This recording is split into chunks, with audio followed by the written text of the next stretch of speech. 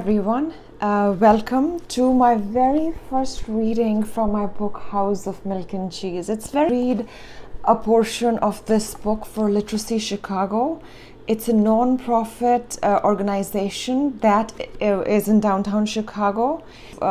Illiteracy, and there is shocking amount of it, people who can't read, and it poses not just the joy of literature but also safety hazards as well. If you go to a store and you can't really read a label or you misunderstand the labels, so I did donate both of my books, Letters from the Queen and House of Milk and Cheese, to them. Do look them up, donate if you feel it resonates with you, their cause. Anyhow, today I'm reading from House of Milk and Cheese, and before we start, there is a common theme to all of my books. If you open this book, it starts with editorial reviews. I did share those during my launch of House of Milk and Cheese, and I dedicate my book to Bapuji, which is my grandfather. He was a writer as well, an avid reader. And all of my chapters in the book, they sort of begin with a quote. It's like it's me as an author and you as a reader. It's to a sentiment, to a feeling, if you will. So what I'm going to do today is I'm going to read the chapter 1, including these quotes. Actually start with the introduction, and I'll move into chapter 1, and that's going to give you a good feel of what this book is about, and if really you want to, it's a good use of your time to read, and I hope it is. Anyway, here it goes. Introduction. The woods are lovely, dark and deep, but I have promises to keep, and miles to go before I sleep, and miles to go before I sleep. Robert Frost, stopping by woods on a snowy evening. Papa. Clouds cling to the buildings. The factory fumes pave a pebbly grey roof. A car honks. San Francisco.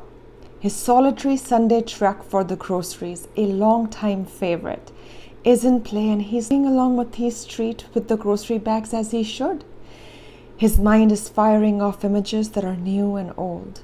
His daughter is upset at home, acting like a losing politician. Her judgment final. Her loss. Her coffee must be steamy. When he had first held her at the hospital, stars and fleeting clouds blanketed the night sky. The sunflowers had overwhelmed the crab odor from the nearby fish market. The burning desert fins had moistened to a water cooler draft. Not for nothing. For once, he was more than just a security guard or a cashier. He became a father to a girl. The magical ambience wasn't a figment of his irrational imagination, the symptom of his boundless and sometimes misplaced happiness. It was real. Sienna sleeping in his arms was the entire night at the hospital. He had rested by the window with her in his arms. Oh, her shut eyes, her wrinkly forehead, her curled fists and her coos.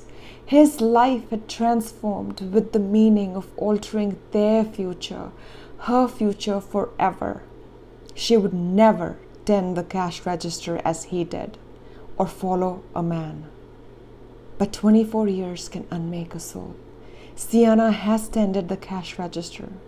Content with the ordinary, she hasn't learned to dream. The stars when she was born. Just then, he crashes into a boy. Accident, he stutters a sorry. But the boy with the moist and freckled cheeks flares his nostrils and draws out a gun. Tejpal Singh doesn't have time to hear his words. In seconds, bullets tear holes, 2 holes. The groceries fall and sprawl along the sidewalk before he hits the ground, lying face down in a blood. Sienna, he whispers for the last time. Chapter 1. We are all islands shouting lies at each other across seas of misunderstandings. Rudyard Kipling, The Light That Failed. Me Sienna, meaning obedient and wise.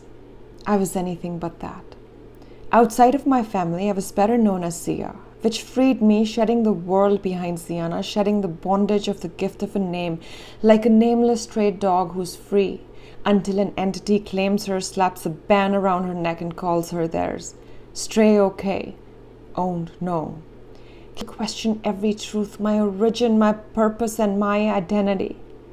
Most of all, I was angry at God for placing me in a Punjabi family, close like conjoined twins, except not twins, more like 5 connected people who smothered me with their love. The only liberating me part of my day was when I ran. Sweating and panting helped ease my anxieties, shed my fears, and silence the anger. Had it not been for Dr. Silverstone, my therapist, I wouldn't have realized I had a purpose in life beyond crying in a corner over my cares. I wondered what she thought about me, though. Maybe she pitied me because I'd come to her drunk during my first therapy visit. Or maybe my folding plush velvet couch the entire first session was unusual for her patience. She had to wake me when the hour had passed. Her gentle smile of frustration or feedback if I'd snored, soft or loud. She had said, "Time's up, see you in 1 week." These words resulted into the most time's up and a promise of meeting again. A week later, I sat upright, sober and awake, returning to her again and again and again. It would add gloss to my impression of myself if I admitted that Dr. Silverstone was too sweet of a person. Her sweetness was the nectar that glued me to the couch across from her, and her simplicity was a rarity in this complex world. So I'm going to actually at this point skip a page or two ahead. At this point, it's been months and she's been coming to the doctor for months. And in this particular therapy session, they've been talking for a while, and suddenly they're looking for something new to discuss, and the doctor is looking through her notebook, her notes. Dr. Silverstone perused my file, her finger tracing the words, my back and neck the most straight they'd ever been in the talking room. Suddenly, my hands became limp, my mouth opened, and Mama whispering a prayer while cooking in the kitchen, her head covered with a scarf, her nails cut too deep. Papa kneeling and holding his sprained back while wearing his blue security guard uniform, his eyes shut in pain.